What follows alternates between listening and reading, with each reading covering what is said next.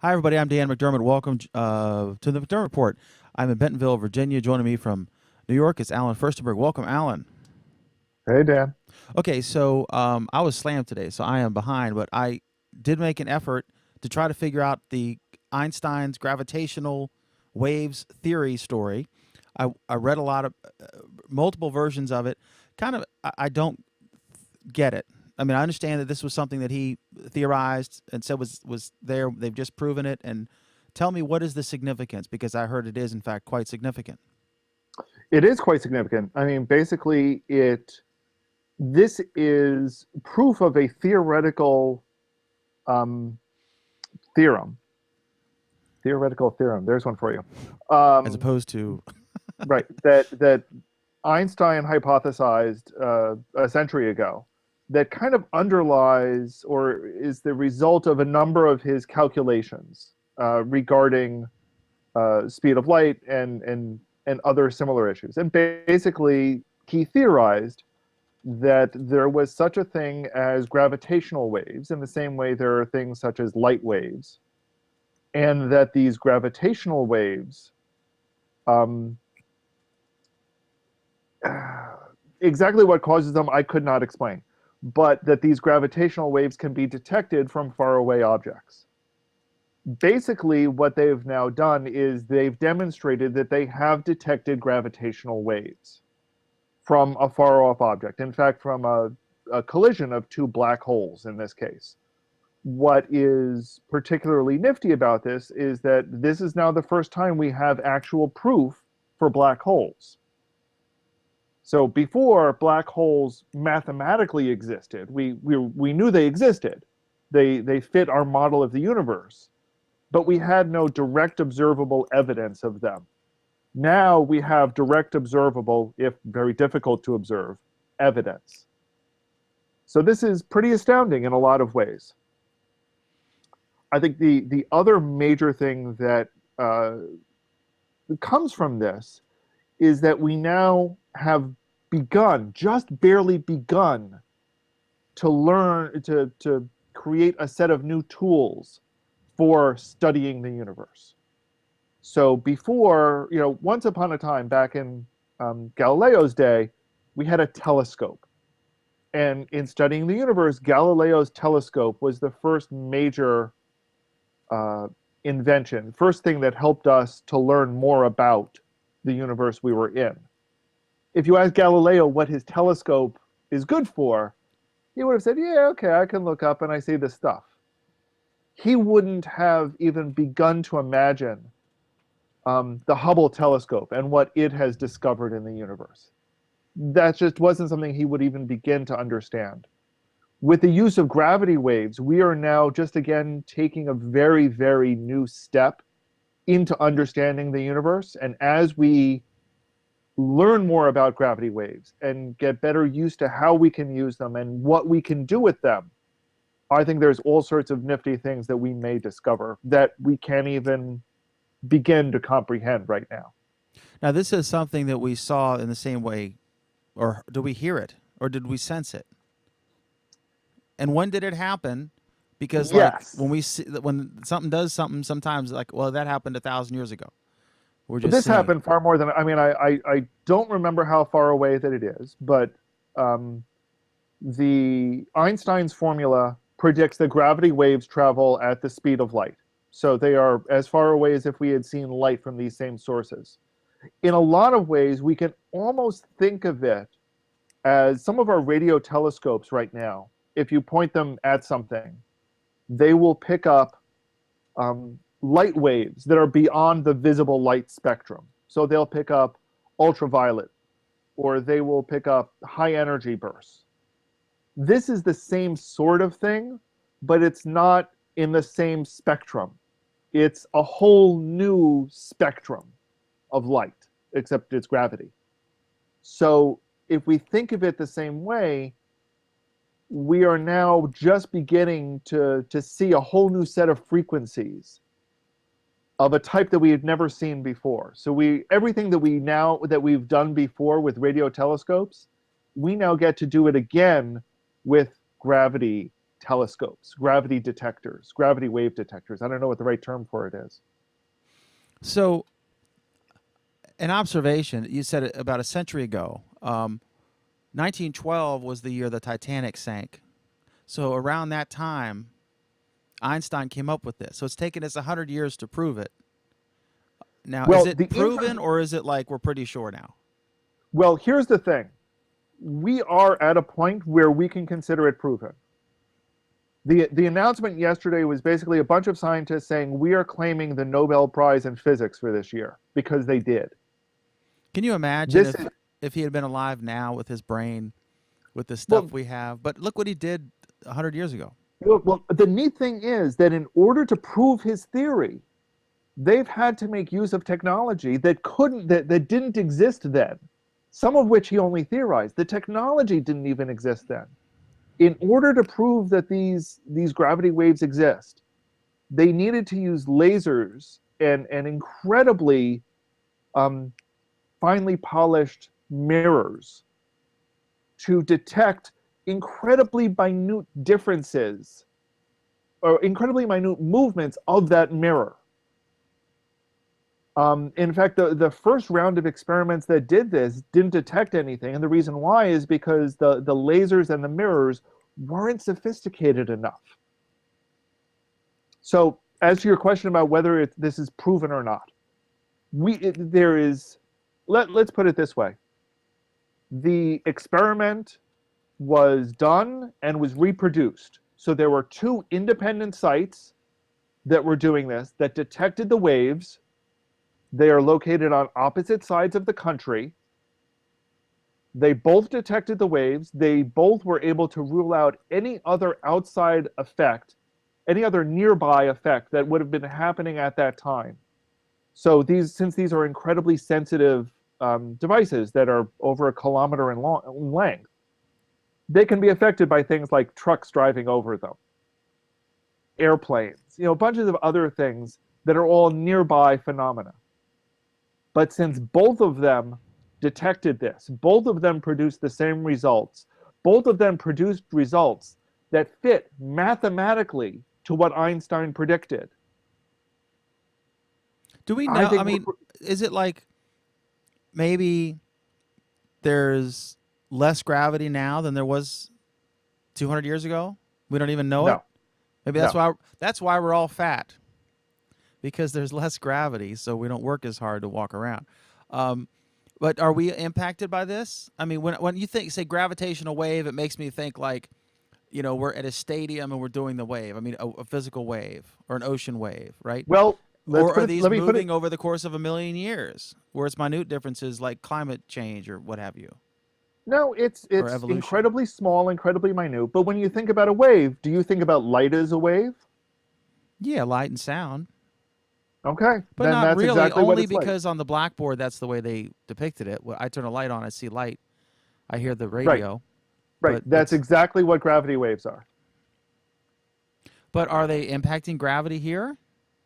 I don't think of gravity as something that you could Well, send from point A to point B. Here's some more gravity. I know you're low. You're floating around the room. Let me well, shoot you a but few why do you waves. think of but here's why do you think of light as something that you can transmit from point A to point B, but not gravity? A flashlight lights up a room. I don't think light is something I can turn on and off. I can light up a room over there with a light source here. So I can project light, right? I can't bring it anywhere, I guess. Sound, I can use a megaphone, or And yet basically we I can know create it. we know that we can change gravity. You go far enough away from the Earth and you're in a microgravity environment. You get close to the moon and you experience a Yeah. different gravitational environment. And you can like simulate it with it like I think they can take an airplane and do a That's quick a dive, but simulation. that's a different thing. That's That's not not really. gravity. Let's not confuse the two. Speaking of which, there's an awesome music video taken on a vomit comment, but that's another story. Um, Bit of a stretch. But yeah, so okay, so the other question is I still don't understand it, but you've done a great job explaining it, as did um, CBS Evening News and uh, World News Tonight or NBC News and PBS. I watched all those. I read the article. I still don't really get it. What other cool, crazy stuff has Einstein come up with that isn't proven yet? Didn't he talk about like alternate universes? Has he ever been proven wrong? Have any of his outlandish theories been proven wrong? I actually don't know if any of his theories have been proven wrong. I guess he's I, lucky I he lived in this era because a few hundred years earlier and he might have not fared well, challenging things. oh yeah, and scientists these days don't fare very well challenging things either. They just lose funding. They don't lose their head, at least in the Western world. It didn't do well for the guy who was in charge of the Syrian artifacts or whatever. Um, okay, so that's exciting news. I guess I am told by Alan that it's very important, and so I will treat it as such. Jeff Stoner comments on YouTube, the fact that we can measure something as small as 10 to the negative 21st power is mind-blowing as well. And that is true. The fact that we can measure changes that are so minute is really a testament to some of our science and engineering. And yeah, this is, here's the thing. This is the sort of thing that probably won't impact you on a day-to-day basis right now. But in the same way that discoveries of the universe have helped us understand, physics, the fact that a lot of the science that went into some of that research have created things like GPS, means that there is, in the long term, practical applications for these things. And what those practical applications are, we can't even begin to comprehend right now. Could Einstein? I mean, did he? Probably not. He I was don't. having trouble. Let's put it this way. He was having trouble understanding his own theory. He recanted this theory several times before returning back to it. So he tried to prove himself wrong and couldn't. Well, that's what a scientist does. Right. He would have had more luck if he tried to prove me wrong about something. Look, Dan, it's really easy to prove you wrong, It's not as much is of a evidenced by the challenge. fact that somebody like me can do it every week. Probably Einstein would do it even more rapid fire. Okay, so that's cool, I guess. So we're not going to There's be. no I guess about it, Dan. It is cool. So like for the latter part of 2017, we could be floating around. I don't get it, but Well, I think part of the reason why you're not getting it is that you're trying to apply something to it, I'm trying to right? put it in terms that I can understand. The best term that you can put it into understand is it's just like light, only a lot smaller. It's just like light, only different. And it's a big deal because Because it helps us understand the fundamental nature of the universe. okay, It gives us new tools to look out into the universe and discover things that we had never seen before. okay. Or as Seaborn would say, because it's next. It's what's next. Okay, so here's what's next. Picasa. Boy, Craig is going to be pissed. Picasa is the Google photo, the one of the predecessors to Google Photos. There have been, I don't know how many. And I read that they're going to end of life it, and I guess in May, they're just warning you now, but everything's going to be transitioned to Google Photos.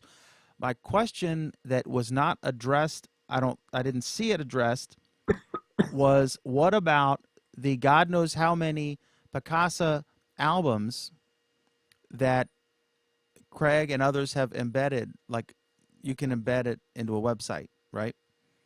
And the answer is who knows? They're not telling us anything. They've given us incredibly scanty information. We can only assume that it's going to be part of Google Photos, but some things they've said are not going to be, and they're going to create a new application to manage them. This is vague and nebulous as only Google Photos can be. This is the problem we've talked about multiple times with using any third-party service and trusting them for any kind of thing, and then you run the risk of if they end of life it, then you have to go and redo or in many cases you don't. I mean, how many times have we gone to a broken link at some site that's been around a long time, like the New York Times or the Washington Post or what have you, and Dan, it let's just be doesn't honest work. though. That holds true for anything. I mean, not if you hosted it on your own server and just referenced it, but then you don't have the bandwidth and what kind of expense and what happens when you die. In ways Right. it's safer on YouTube. And and what tools are you going to be using, and are you going to be able to update those to new browsers? What happens if the browser moves faster than your website? It's not so much What happens if you used Flash and nobody uses Flash right. anymore? So how are you going to fix it and update it and get it to do things that you want it to do? Yeah, times change. I get that. Times change. Now, it sucks when times change and the service provider pulls not just a service out from under you, but also a feature out from under you. But those sorts of things happen even when you're not using somebody else's service.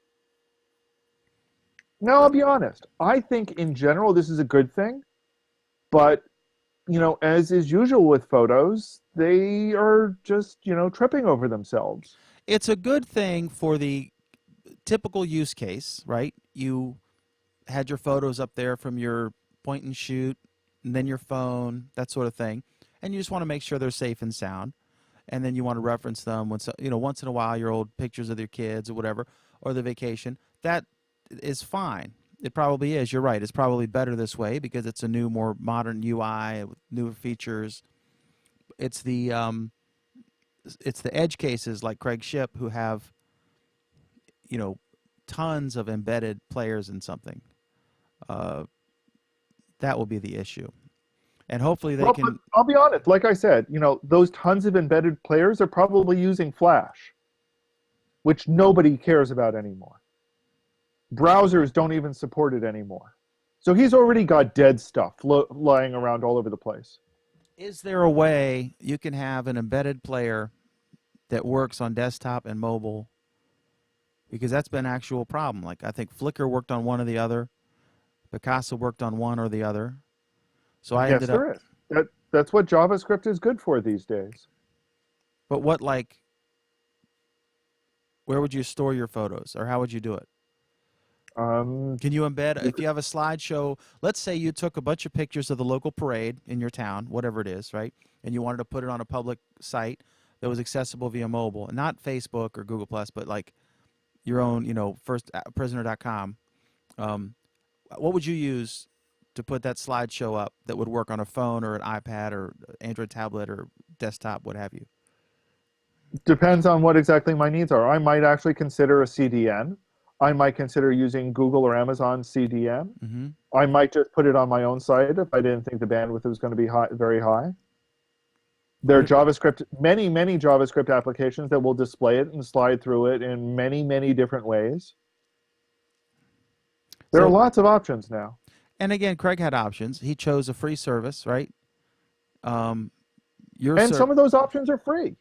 I mean, if I put them on Google Drive, I have a lot of good ways to get at it from Google Drive. Okay. If I put them in Google Photos, I, at least in theory, may still have a way to get them out of Google Photos. We're not quite sure. So we agree this is a good development, unless it's not. Like if you're someone who's embedded stuff, but Well, it's a good, he's gonna have to address it anyway because, like you said, it's probably a flash. it's probably Flash, and it probably is already broken for most of his users. Okay. I think this is theoretically, I think this is a good development for everybody. The problem is practically, they could mess it up again, just like they messed up shared folders. In I, Google, I is there a thing in Google Photos where I can create an album and I can embed that and use it in the manner that I referenced earlier? Multiple. not through Google Photos now. Okay. So there There isn't. is no slideshow widget. So There is, for example, a way to turn them into an animated GIF, however, and then you just embed a GIF and poof, you have a slideshow. I don't think that works with 1,200 photos, and then people want to be able to download their kid's photo and that kind of thing. But yeah. There are other options. We've looked at them. In fact, the reason we used that one, or he did, was we couldn't find another option. I guess I'll have to continue that search sooner rather than later. Okay, so next is this crazy. Now there's a. I did not read the article on the soup, but we talked about last time where we speculated that it was a security concern or issue that caused iPhone to or Apple to if it suspects someone's trying to tamper with your phone and get past the touch entry point, then they will shut the phone down and brick it, meaning shut it down. You can't get anything. That's the most plausible explanation theory that we came up with. We don't know if that's the case. And so what happens is if you had your phone fixed, had a new screen put on or what have you, maybe a year ago, and then you got the newest version of iOS, when that new version came on, it detected that unauthorized repair. It gave you an error 53 and turned your phone into a very expensive brick. So people are freaking out, and now tell us about there's a class action lawsuit. And wait for it, in California, which is the place to file a consumer lawsuit, I'm told. So what's the deal here? Well, they probably have to file it in California according to the terms of Apple's whatever. Okay. But I mean, basically, it's pretty much what it says straight on the face. Seattle-based law firm is started a class action suit, claiming that preventing iPhones with damaged Touch ID buttons from working normally is abusive, that Apple did not adequately warn consumers of problems that could arise from a damaged or replaced Touch ID sensor, and that, quote, more than 62 million units have been affected in the US as of November. It's not clear to me if that's 62 million units that are getting error 53 or 62 million units sold that would be affected by it. But I mean, I think it's as a class action suit, I think it's destined to at least get some attention, which I think is important. Um, and maybe we'll see. Maybe I think what they've ended up doing is going too far overboard in protecting security. Is kind of what it boils down to. So Yeah, bricking the phone is not a viable alternative. I don't know why they are arrogant about these things. Just like, Because Apple is arrogant. but this could have been avoided. They could have said, "We're looking into it. Sorry, hang on." Instead, they say nothing, and so they get a lawsuit, which just draws more attention to it. There'll be more. Apple This Apple ha- moves it from a tech story to a mainstream story, like a CBS Apple This has a Morning story. vested interest in not sounding like they're ever wrong. And they preserve that image very well. They've gone to court and spent literally thousands of dollars to make sure they don't have to replace a single $200 video card. Yeah, that's crazy. So another example, like this is a 6S Plus. Okay, it's the same size as the Note 2 I have, right? So if you put this in a pocket, it's bigger than this. I have the 6 too. Um, it'll bend, right? Bend gate. But Apple doesn't say you must put this in a case, right? They tell you there's this beautiful. This is the space gray, right? It's not gray. It's space gray and gold and white, right? So they sell different colors, implying that you'd be able to have the color of the phone visible. Otherwise, why would they care what color it was? And so if you don't put it in a case, the phone bends. And Allison, one of my sales reps, she has an iPhone 6, and it has bent. Not the Plus, the 6, to the point where she is concerned that the battery's going to blow up in her pocket. And she has it in a case. So I don't know how that happened. And so obviously I'm missing something, because if you put it in a sturdy, like an otter case or whatever, it's not going to bend. But that's a $200 thing, right? That's a physical damage. But I mean, you got the phone. Apple never told me to put in a case. I think that's a class action lawsuit waiting to happen. I don't know why there hasn't been one filed. Do you agree? There's no rule you have to have a case. And Pam No, says if but you put law it in, firms aren't going to take your case unless you've got a good chance of winning it. I mean, Apple has some pockets. Pam says if you put that iPhone in a case, you basically kill the antenna. Depends on the kind of case, I would think, right? Well, the fact that you can hold it wrong and you'll kill the antenna is part of iPhones. Well, no, it's not dependent on the kind of case. The fact that the way Apple engineers it is to be an antenna is kind of the problem. I mean, Well, they, sure, if you put it into a case that is fine mesh wire, you're going to kill it far more. But whatever you do, you're going to degrade the signal. well, that's good news. My signal sucks anyway because I'm in the woods. All right, so go lawyers in this case. Um, all right, I did not look at this at all. Like I said, I was running later than usual. Google, a judge has determined that Google didn't that their dominance did not hurt an online maps competitor. What's the story here? And do you agree with that ruling? I don't even get this one. And part of it is that none of the articles I've seen have actually explained the judge's decision.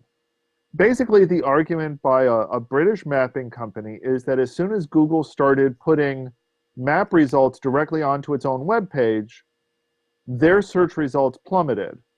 Their activity on their site plummeted, and that it was because of their dominant position in search that they were able to essentially push everyone else out of a different market segment, i.e., mapping. You and I have had this conversation back and forth a billion times. You're going to say that Walmart shouldn't be required to ship, Albertsons food products. I'm going to say that you're completely missing the point. Let's just assume that half-hour conversation is over with because I really don't want to go into it again. Um, on the surface, I would say that, yeah, it seems pretty clear that Google's dominant position, you know, killed smaller competitors. Dominant position in a different market segment killed smaller competitors. Um, but honestly, it's not clear to me why Google won in this case. Maybe there's a good reason. I'm sure there is, but it's not clear to me what that reason is. All right, I'm testing. All right, so What, you're testing? You're trying to bend your phone? yeah, the guy in the store he said don't put it in your pocket. I said I have video of Steve Jobs pulling his phone from his pocket. Right? I don't know. I just think that could be a thing. But the map thing, yeah, I don't know. Um, all right, next is Google Internet of Things Technology Research Award pilot. Okay, I'm guessing you put this one in. Yes, I did. So Tell this is us. pretty cool.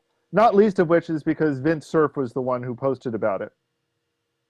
But basically, Google has been making a lot of effort in recent months in what I call ubiquitous computing. And that's just kind of saying computers should be everywhere. You should be able to control them, build them, design them, create them, deal with them, manage them. And with this, they're basically announcing a they're inviting university researchers to participate in what they are calling their research award pilot. So selected researchers will, in particular technologies, um, will be getting some pilot rewards from Google and collaborating with them on small scale experiments. So 4 to 8 weeks, you get to talk to Google engineers up close and personal. You get to play with new Google technologies before the rest of the world does. And they'll see what you can do in 8 weeks. So it's pretty exciting stuff. It's in fields like Google's Beacon platforms, um, their Internet of Things devices and protocols, Brillo and Weave, what you can do with Google's new on-hub router, what you can do with Chrome boxes, lots of other stuff along these lines. So if you are a a research group at a university and these are the sorts of things that are of your interest, Google may want to work with you. All right. Pretty exciting stuff. I've been playing with a lot of these technologies recently, and I'm actually going to be giving a talk on one of them tomorrow. Some very cool stuff's coming down the pike. I bet that's a hot ticket.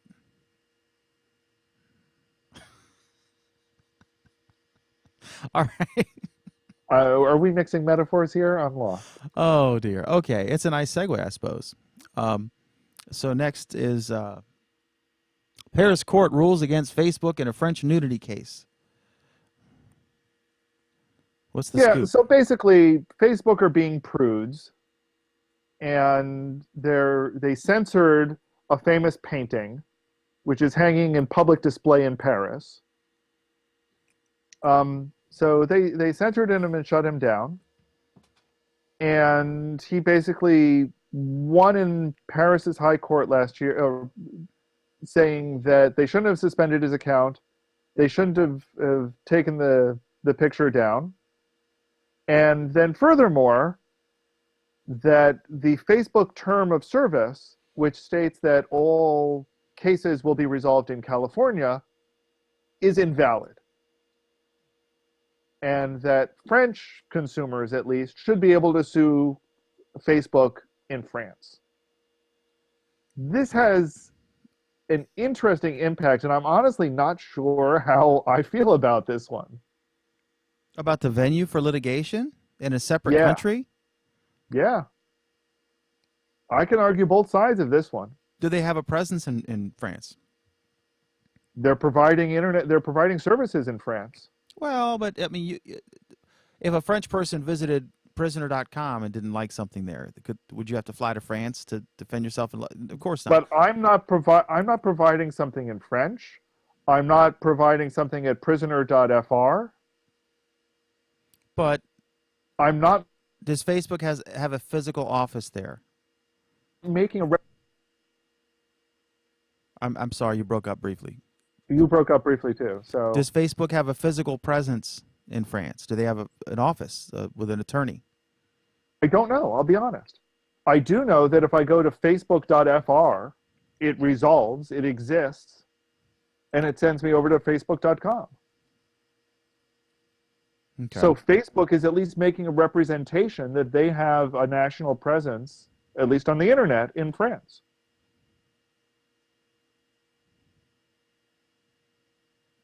But I wouldn't think they'd be on a separate thing. I mean, like if George is in Doesn't the Netherlands, he's not going to a different URL, is he?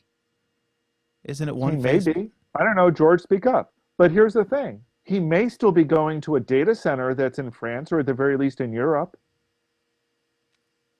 Yeah. So your primary data may be existing there, not in the US. True. I mean, I understand why Facebook wants to litigate in California. They get home turf advantage. They're more familiar with the laws. But if at the same time they're enforcing something that does not make sense in the context of the person who is they're taking action against, let me put it this way. One of the principles of at least a criminal case, civil cases too to some extent, is that we're being tried by a jury of our peers. How, Facebook just took an executive action for which there was no appeal in amongst this person's peers.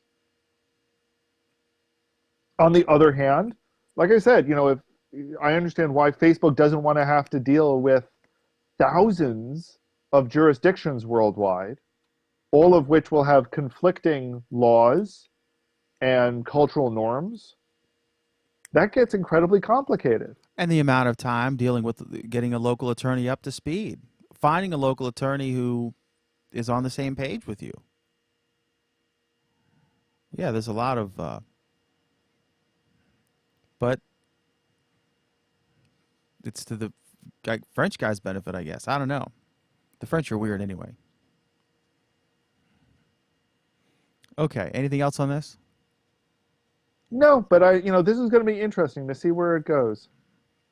Do we agree that if they have a corporate presence, a physical building, and staff, and a business license in France, that clearly they should have a venue there? Or you still think it should be Cupertino or Palo, wherever the hell they are? I don't know, in California. I'm trying to remember where they are exactly. Um, I think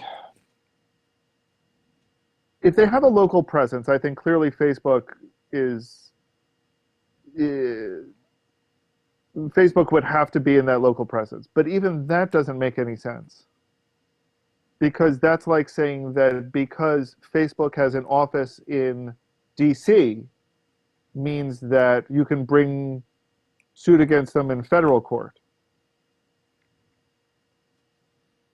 just because they have offices in DC, which they do. And what was the actual thing? The French nudity? What was it? I mean, what was the actual grievance that this person has? It's that a classic work of art argued that he had a right to post a link on Facebook with the image of the famous Gustave Courbet painting. The original 19th century work hangs in the Musée d'Orsay in Paris. And what was the dispute? That he didn't have the right to link to it, or that it was offensive, or what was the issue? That it was pornographic. Wow, this is a real conservative person. Okay, If you've seen it, I mean, I've seen a picture of the art. I'm sure there are some people that would consider it pornographic. and so you're not allowed to have porn on your Facebook page in France? Oh, in the U.S., you're not allowed to have porn. Okay. We'll pretend that there's no porn on every social. Okay, so we okay on the venue issue. Look at like my newspaper, right? If someone in France viewed my newspaper, it would be it's coincidental or incidental, right? So I don't market to France. It's in English. I don't have any content. I'm not trying to get French readers. Well, let's say I post it on my Facebook, and I do, and I post it here, and maybe somebody in France sees it. Let's say that they find an ad. It turns out there was some scammer who accidentally we allowed to buy an ad selling puppies, classic scam. And we specifically don't allow that. But let's say one got through, and then a French person wanted to sue me. I certainly shouldn't have to fly out to Paris. But I think if I owned a French newspaper or if I had a French section and I advertised to the French and I had content for them, maybe I accepted advertising from French businesses, I think, and it was something along those lines that caused them financial harm or whatever their grievance was, I think they would have a case to say that I should have to go out to France because I, in effect, have a French product I'm marketing to to the French. Here's actually an interesting one. What if you're a company and all that you do is sell products that are manufactured in China? Could you, as part of your terms of service for this product, say that all litigation will take place in China? I don't know. I guess we could ask Walmart. Guess we could. We've got a whole bunch of comments. I'm going to read some of them. Jeff Stoner points out that Facebook does indeed have an office in Paris. Pam makes an interesting point. So users can violate the terms of service. Why does office location matter? And then questions, does this mean that users have a right to an account? Very good questions, and I don't have an answer for her. Jeff Stoner asked another question that I will get back to in a minute once we finish this topic. So I don't know, Dan, what do you think about that? Does this start implying that Facebook users have a right to an account? No, of course not. Nobody has a right to it. You have a right if they open it. Nobody has a right. If you see it, you can. If it says you can join, it allows you to join under the terms of service. I'm sure the terms of service say they can change. You know, Well, the terms of service, as part of embedded in their community standards, say, "quote: We restrict the display of nudity because some audiences within our global community may be sensitive to this type of content, particularly because of their cultural background or age." Well, did they get a complaint and not take it down? Presumably, they got a complaint and took it down. So what's the beef? The beef is he didn't want them to take it down. Oh, This the is something that, the again, if we're pornograph talking cultural sensitivity, the culturally he pornographer is says this is suing. art. The pornographer is suing, Well, not not the the viewer. pornographer, the person who posted a picture of art. The purveyor of pornography. I mean, I think. I don't know, Um, Dan, you okay, realize so Pam says he is suing for his reinstatement. you realize, Dan, that we could be sued on this show, right? For peddling pornographic images. You know that, right? It's just you and me on the show. Anybody who wants to see that naked is obviously got a screw Well, loose. but you're not wearing a hat. That is incredibly lewd behavior. All right, so yeah, I think it's if you know these companies make decisions, and I don't know, I don't think it's some like general counsel deciding whether or not each complaint is valid. No, of Um, course not. and so it's probably an intern or a contractor, and they may or may, I mean, I guess they have some French people doing it because the Why would you guess that? well, I would think that like you'd want someone like Moritz looking at that for a German audience because the sensibilities and the culture is different. For example, in London, in Europe, you see boobs on primetime television and the commercials and the shows. It's nothing. Yes, but that's television and shows. That's obviously not Facebook. I mean, here, you know, here in the Super Bowl, they famously went after for the wardrobe incident, right? And in England, they would laugh at that. I remember in Again, the look at the 80s. community standard statement. The problem is the community standard statement tries to create a a a universal standard. For France or worldwide? See, for the universe. You see, what they're Uh, worried about is that there will be gravity waves emanating from Facebook, which some other culture will pick up and be offended by them. That's why they're called universal standards. okay. Totally went over your head. Yeah. Okay. All right. How was your week, Alan Furstenberg in New York? Well, first, I want to address something that Jeff Stoner Okay. posted Go ahead. Yeah, we have in comments. YouTube. And he says, "I wish developers would put more effort into securing Internet of Things. So much stuff out there with shoddy to no security, it's scary." Jeff, you are so right. You are 100% correct. And you are so correct that even Google agrees with you and they're doing something about it. And that's what Brillo and Weave are all about. One of the core fundamental components of Brillo and Weave is to make security easier for device manufacturers to do and not screw up, and for users to use and not screw up. So I'm, like I said, I'm doing a talk on this tomorrow. Security is the cornerstone of what I will be talking about. I have a comment on Psy about that from Psy about that on the show page. Will this talk be available to the masses? Ask Psy Bernat. I'm a home automation freak and hoping Brillo and Weave will solve many of my woes. Are you going to record it just in case they don't? I don't know if I will be able to record it. I will try. You have a phone, right? Yes, but I'm the one doing the presentation, and I actually need my phone to do the presentation. You can't use your Nexus Q. You My can't. Nexus Q does not have a camera attached to it. You can't use your Moto 360. Oh wait, It's dead. it's Next. dead. Although I do understand that the Moto 360's first generation are getting the update this week. Brillo and Weave are cartoon characters, Pam. No, actually, that is the home automation topic. Don't feel bad. I didn't understand it either and kind of tuned it out. Oh, Pam wants to know if you're getting paid for that talk. I am doing this as part of my role as a GDE. Private message to Pam. No. Well, Okay. it doesn't answer the question. I am compensated for being a GDE in a number of ways.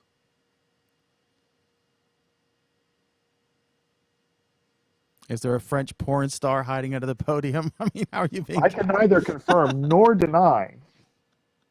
So we're not going to Anyway, stream it on Facebook, I guess. Facebook France. so the short answer of what Brillo and Weave are is they should make them cartoon characters. I'll suggest that one. Um, Brillo is basically Google's specification for how to create for the hardware and the software that they put on top of it to create an internet connected device. And by device, I mean things like light bulbs, switches, door locks. Um, Weave is a communication protocol from Google, which helps people set up those devices, helps those devices communicate with each other in the outside world and applications and server apps and so forth. Um, at some point, I do hope to get some more of my presentations on this stuff available. I don't know if I'll be able to get this one recorded. I will try. But expect to hear a lot, me talking about this, me and others, talking a lot more about this sort of stuff over the next few months, and certainly as I/O approaches. Okay. Awesome. So we're going to buy you a pocket recorder. Aye. How was your week, Alan Furstenberg of New York? Hectic, very, very hectic. Been preparing for this, been preparing for a lot of things going on. Most of it good. Not all of it, but most of it good. Some of it good. At least a few good things in there. Anyway, it's been a week. Yours sounds really exciting. Like, which bridge do I jump off? Okay, so my week No, it's not was quite that bad. I know which bridge I'd jump off if I wanted to, but I don't want to. the New Jersey one. It would take forever to get there. The George Washington. All right, so Okay, the George Washington Bridge is mostly in New York. hmm. It's a Isn't bridge it the between it's a bridge between Manhattan and Fort Lee, New Jersey. is it a bridge too far? So anyway, watched a couple of movies, and I got them in Redbox. One was The Bridge of Spies. Good movie. It was great, and of course, anything directed by Spielberg with Hanks as the Tom Hanks, you know it's gonna be good. It was great, and it was a story of this attorney in New York, and he ends up defending an unsavory character. But you get to see both sides of the guy, and it's really interesting. Um, Unsavory is a bad word. He defends a very controversial, despised defendant. Uh, It's in the middle of the Cold War, and he defends a Russian spy. right. It's kind of a, like if you Well, were, let's. yeah, basically you're like defending an ISIS, but not, it's actually not as bad as ISIS. But anyway, and it was a great movie. And I wanted to say that the, And let's also point out that it is based on historical fact. yeah, and that's what I was going to point out. I found, because they had a video where I think it was McNamara, I guess was the press spokesman, announcing that they had received back the U-2 bomber pilot, and the in exchange, I don't want to give too much of the movie away if you haven't seen it, but anyway, there was this big spy exchange, and This is historical fact. a lot. I mean, people If you don't on the already know about Titanic the anniversary. I swear to God, there were kids on Facebook. I thought it was just a movie. It was real. The ship really sank. Yeah, but how can you have spoilers for Titanic? Everyone knows how it ends. The ship sinks. How do you have spoilers for an incident that happened 50 years ago? I know. I thought it would be depressing, but everyone said it was good, so I went, and it was great. Like, what was the Jesus movie that Mel Gibson did? And the Budweiser guy said, "Yeah, I saw it, but it was like 2 hours of some guy having the shit beat out of him. It's kind of a bummer." That was what he described the movie in Aramaic. I said, "You went to a movie in Aramaic with subtitles?" I was about to say, not to mention the fact that it's in Aramaic. Yeah, and like literally no one speaks that. Um, okay, so anyway, I recommend the movie, and I posted that show that they use footage from. I found it in the NBC archives. It's David Brinkley, and he's interviewing the attorney. And they showed the clip of McNamara announcing the thing that's what they used in the movie when they announced the attorney's name. And so it was real footage, and it's a real interesting. It's a 30-minute program. Of course, David Brinkley is just was had such a dry wit, um, and it was great, and the commercials are great. The first one was for Excedrin, and the second was for some kind of Slim Fast protein shake. And then I looked it up; I'd never heard of it, and they said it tasted like chalk. It was really bad. And then when like 96 people died, they pulled it from the market, and like there's Brinkley pushing it right back in the day. So that was really interesting.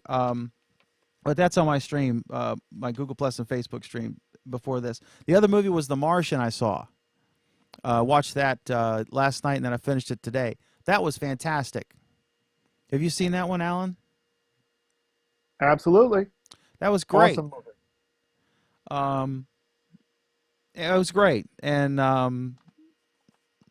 it was typical, form. If you've ever seen the movie "Don't Kill the Cat" or the book, if you've ever read the book about how to write a screenplay, a formula screenplay, "Don't Kill the Cat" or "Save the Cat," that's what it's called.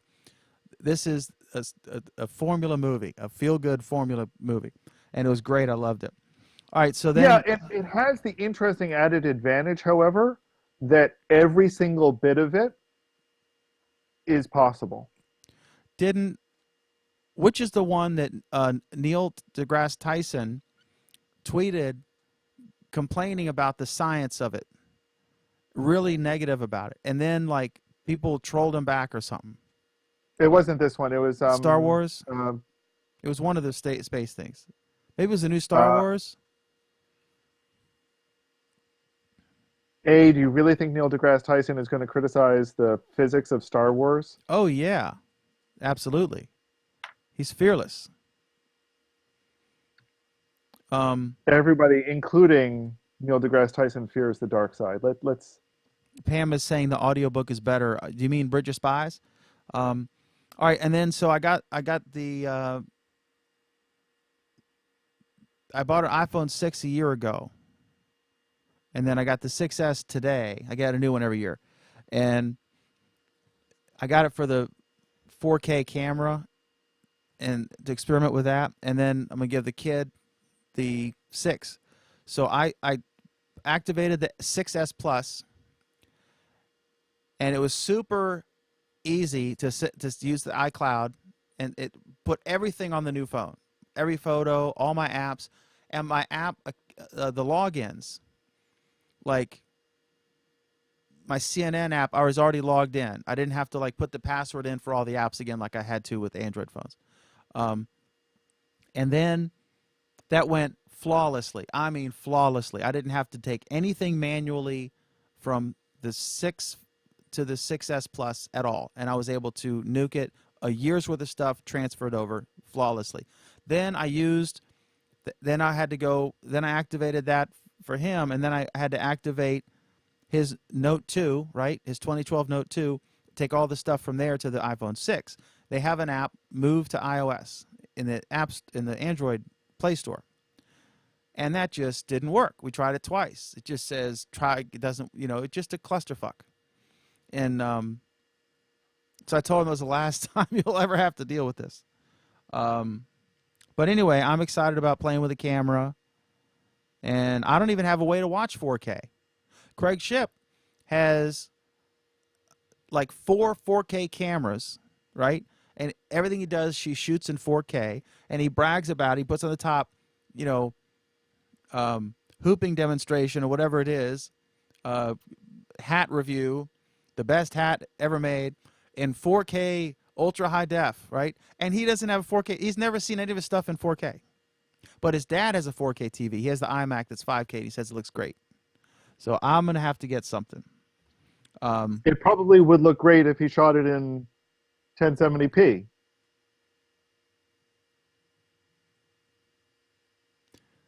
Yeah. If you're into hat reviews and hooping. Exactly. Which once again goes to point out that when we talk about crappy television or crappy videos, we're not talking about the quality of the video, we're talking about the quality of the content. As anyway, as Dan walks off the screen. Pam asked, "How many phones do I have?" All right, so the 6 is in the other room. This is the 6S Plus. Um, this is Motorola Photon 1. I have another one that's in a teleprompter. And then this is a BlackBerry Tour or Bold. This is a Galaxy Note 2. And this is a Palm Trio. I've got more that are in the back, but that's what I have handy. Anyway, so that's how many phones I have. And she said that Tyson was ripping Gravity. That was Jeff Stoner that said Tyson is ripping Gravity, and Oh, that's I'm what I sorry. thought. I Okay. did go look up Tyson's tweets about Star Wars. He has a couple of minor quibbles about it. The biggest one being that they repeated the parsec line, for which Abrams should be shot for including that in the script. But otherwise, What do you he mean didn't have too repeated many. the parsec line? Okay, here's the story. I'm sorry. Back in the original Star Wars, some imbecile included in the script line a line by Han Solo where he says, "You've never heard of the Millennium Falcon? The only ship that could do the Kessel Run in 12 parsecs?" Which was supposed to sound impressive. And everybody who actually knew what a parsec was said, "What the fuck does that mean?" Is a parsec a Because, unit of measurement of something? yes, it measures distance. Did Lucas spell it with a K and it's really a C, so he didn't even No, know it's it a was a real C. The thing? problem is saying that he's implying that it's like saying that you could do the Kessel Run in 12 light years. It makes it sound like you're talking about a unit of time, but you're not. You're talking about a unit of distance for something that doesn't make any sense as a unit of distance. So in this script, Abrams repeated the line that the Millennium Falcon could do the Kessel Run in 12 parsecs, which made everyone who knows what the hell a parsec is go, "Why didn't you learn your lesson the last time, you idiot?" Okay. I mean, there's like 5 guys who know what the hell a parsec is. No, there's a hell of a lot more than 5 guys. It's quite a few people who happen to be interested in science and science fiction, which is, gee, the fucking target audience of this show. 12-year-old boys. Isn't that the target audience? I just had to get my 5 Guys reference because I know they're franchise guy. All right. There's a new bill in Virginia, and you should know more about this. Food trucks. They're going to let the food trucks come to, I guess, like the metro station parking lots in Northern Virginia in one district. And I was calling a friend of mine who's on the Senate Transportation Committee. Used to be chairman of it, but now he's the pro tem of the Senate. And I was fussing. I said, "This is wrong." I said, "This is bad the way they're going to do it. They're going to auction off. They're going to auction off the right to get a permit, right?" So, correct me if I'm wrong, Alan. I think the beauty of a food truck. Why would I ever do that, Dan? I know. Just go out on a limb this time and correct me if I'm wrong.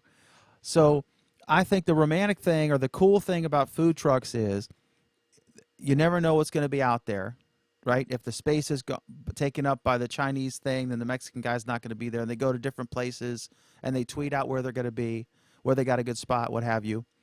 And if they auction these spots out, it's going to suck because it's going to be, first of all, it's probably going to be incumbents like there'll be like a Taco Bell truck or a Pizza Hut truck or what have you, right? Because they got the money to win the auction.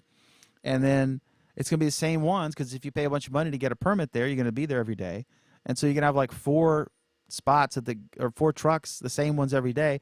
It's not as cool like you never know what's going to be there on a specific day.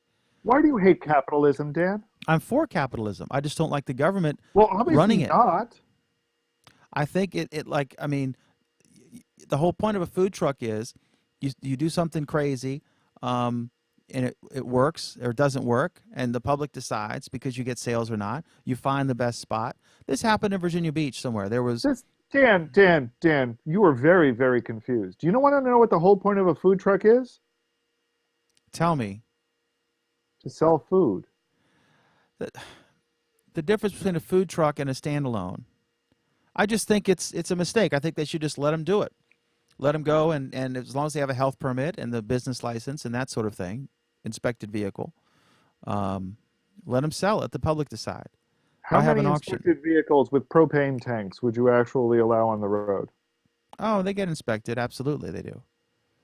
I'm sure in California, Pam, that probably go through like horrendous inspection. Um, anyway, so I have a beef about that. Okay, so next is Wait, is it Korean shredded beef? Because that's a really awesome food truck. I'm not getting anywhere with you. Periscope. I saw this was That's cool. because I'm sitting at a local food truck eating some really, really good shredded beef. So you suck. I got like No, if I wanted to suck, then I'd find a food truck that had some really, really good homemade sodas. Those are really good. oh, that sounds badass. Okay, so anyway, um, I was watching just to talk about technology was cool. So I was watching on New Hampshire the primary night, right? So Trump won for the Republicans and Bernie Sanders won for the Democrats. So I was watching all the speeches from everybody, and then I was watching Hillary's came on. So I'm watching Hillary on the one of my monitors here, my center monitor, and then on the left monitor I was watching a live shot of Bernie's party because they were going to talk after Hillary, and they were playing the Hillary thing that I was watching at the Bernie rally, Bernie Sanders. So I was watching I was like peripherally, I was watching Hillary's speech and Bernie's audience watching Hillary's speech. And it was really interesting because they had Periscope on Bernie's crowd.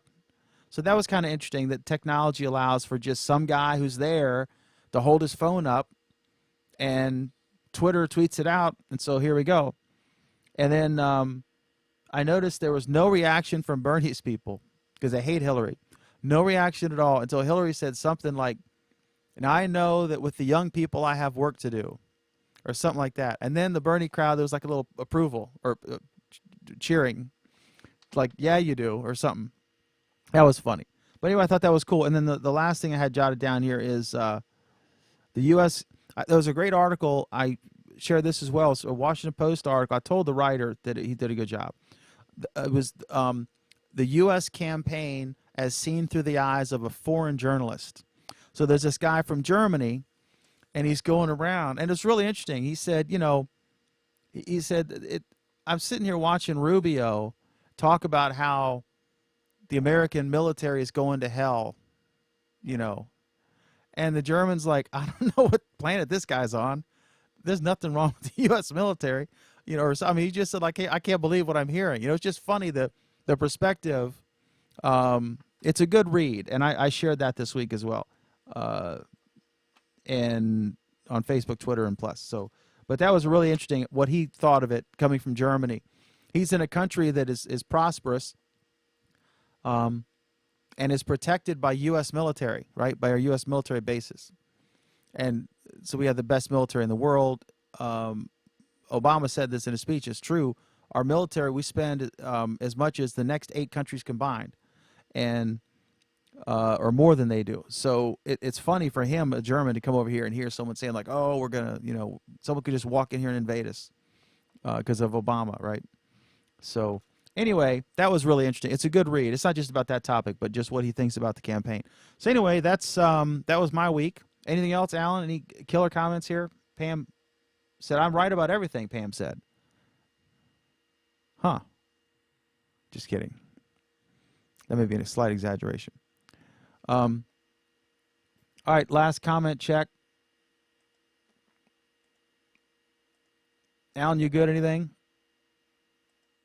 Peachy Keen. All right, folks, thank you. This is the McDermott Report. We do this every Friday at 8:30 p.m. Eastern Time, 8:30 p.m. Eastern Time on YouTube Live. So check it out. Please check out Alan and me on Google Plus. I don't know where Alan is on Facebook.